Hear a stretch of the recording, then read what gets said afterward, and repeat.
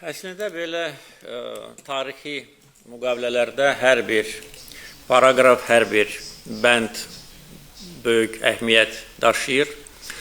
Mən Prezident Ştanmayerlə söhbət əsnasında bildirdim ki, Azərbaycan bilərəkdən bu müqaviləni çox da həddindən çox yükləmək də istəməmişdi. Ona görə çox yığcam müqavilədir, əsas prinsiplərini əhatə edir.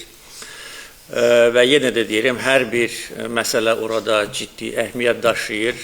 Bu sənəd üzərində iki ölkənin mütəxəssisləri, hüquqşünasları, Xarici İşlər Nazirliyinin nümayəndələri fəal işləyiblər və hesab edirəm ki, hər iki tərəf xoşniyyət göstərib. Əks təqdirdə bu sənəd ərsəyə gəlməzdi. Bu birinci. İkinci, Ermənistanda və bəzi qərb dairələrində Azərbaycanı müqaviləni imzalamamaqda günahlandırmaq istəyirlər. Bu da tamamilə əsassızdır.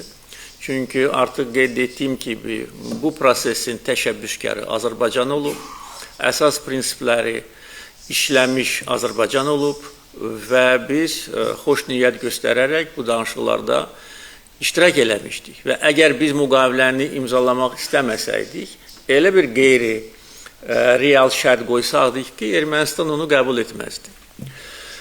O ki, qaldı bu prinsiplərin əsasında ən vacibinə, əlbəttə ki, bu Ermənistanın Azərbaycan ərazisi bütövlüyünü tanımasıdır, Qarabağ daxil olmaq şərti ilə. Özü də o Ermənistan hökumətindən ki, 2019-cu ildə bu hökumətin başçısı Xankəndidə, Azərbaycan ərazisində, hara ki qanunsuz gəlmişdi, mitingdə bəyan etmişdir ki, Qarabağ Ermənistandır və nöqtə. Bugün Ermənistanı, mən bunu bir neçə dəfə demişəm, bəziləri sülh göyərçini kimi təqdim etməyə çalışırlar. Amma Ermənistan hökuməti həmən hökumətdir ki, hakimiyyətə 2018-ci ildə gələndən sonra bütün o vaxta qədər aparılmış danışıqları sıfıra bərabər etdi.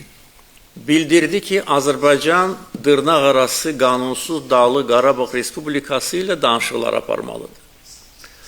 Bizə qarşı əsassız ərazi iddialarını nəinki aradan götürmədi, hətta öz tələblərini daha da sərtləşdirdi. Həmən, bax, bugünkü Ermənistan hökumətinin müdafiə naziri açıq demişdir ki, Ermənistan yeni ərazilər uğrunda yeni müharibəyə hazırlaşır.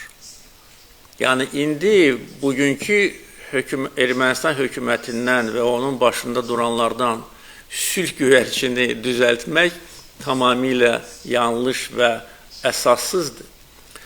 Və bugün razılaşdırılmış mətn onu göstərir ki, Ermənistan məcburən bu sülh müqaviləsinə imza atır.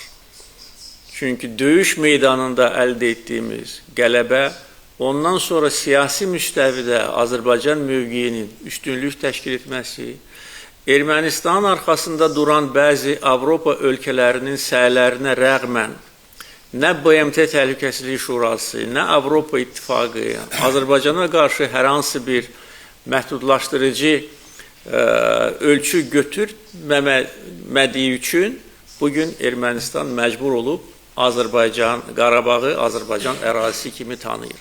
Ona görə bu bəndlər arasında təbii olaraq məzbudur və Qarabağ Ermənistandır və nöqtə deyən bir adam bugün Qarabağ Azərbaycandır deyir. Hesab edirəm ki, bu gözəl bir təkamül prosesidir və bunu biz alqışlayırıq.